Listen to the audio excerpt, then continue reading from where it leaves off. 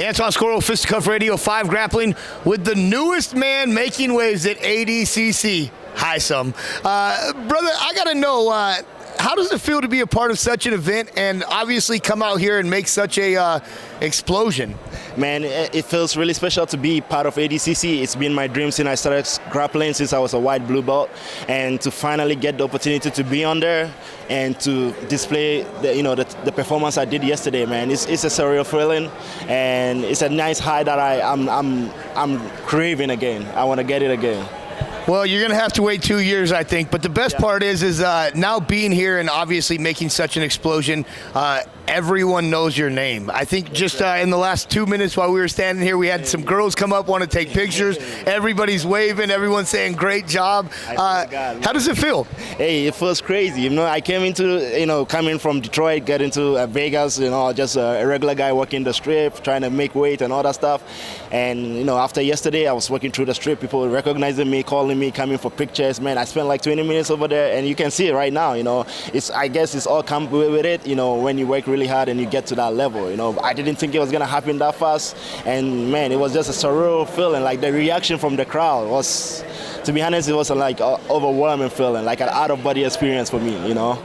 Well, and the one thing, I talked to Cyborg about the win, yes, or the loss for him and the win for yourself. And the one thing he did was he gave you a ton of praise. He said, it wasn't his time, it was your time.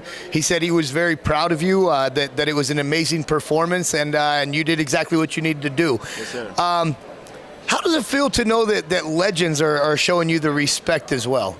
Hey, man, it means a lot, man. Hey, shout out to Cyborg. I respect the guy.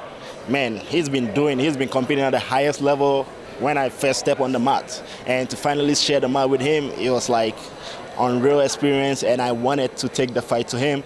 And, everything fell in the way, and it went my way this time. But I don't take anything from him. He's a legend of the sport. He did a lot for us, but, I feel like it's my time now. Hey, I couldn't agree more, brother. And that's the one thing he said was he says that, the younger guys, it's their time. And for you, talk to us a little bit about your background. Where did you come from, and how did you get into Detroit? Yeah, I'm originally from Ghana. That's where I was born. I lived there up until I was 15 years old. After I graduated middle school, my dad lived and worked in Japan, so he decided to invite us out there. That's where I met my first coach, Yamada-san. He got me into jiu-jitsu while I was in Japan. I started around 16, 17 years old. And while there, I moved to a bigger gym in Tokyo. Through there, I had a lot of connection. I finally made my debut on the quintet in Vegas. That was 2018. And when 2020 hit, I couldn't travel anymore because of the COVID. My boy in Detroit was running the gym. And I was like, man, I think this would be a good thing for me to be closer to the action, because with COVID and everything, that's I couldn't travel anywhere. And I was like, man, and my visa was not forever. I only had 2 years left. And I'm like, man, I gotta go get to the state. I don't care where it is. And my boy running gym in Detroit, so, he made it happen. So I'm training out of there now and, trying to make waves from Detroit, putting Detroit on the map too as well. Hey, I love it. He said the 3-1-3, baby. We doing it. Yes, sir. Let's go. Assembly, baby. So I got to know, have you talked to the family? What did they say about the win, and how did they feel about it?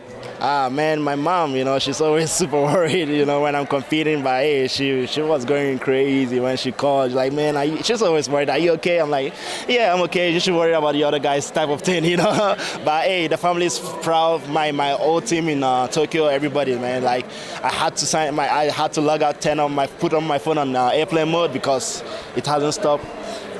No, I haven't stopped getting notification all day. It's crazy. So, is there any chance we see you in the absolute? I am right now. Me and my guy, we're actually making the process to go put my name down. Hopefully, they pick me, and I want to do the absolute. Yeah.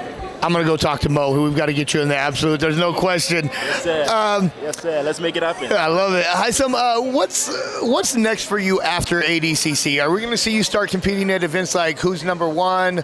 What's the game plan for you? Yeah, man. Hey, shout out to Who's Number One. I believe Who's Number One made my name because that's where, I got a lot of big wins so far, like wins over Orlando Sanchez, all the Cruz and all that stuff.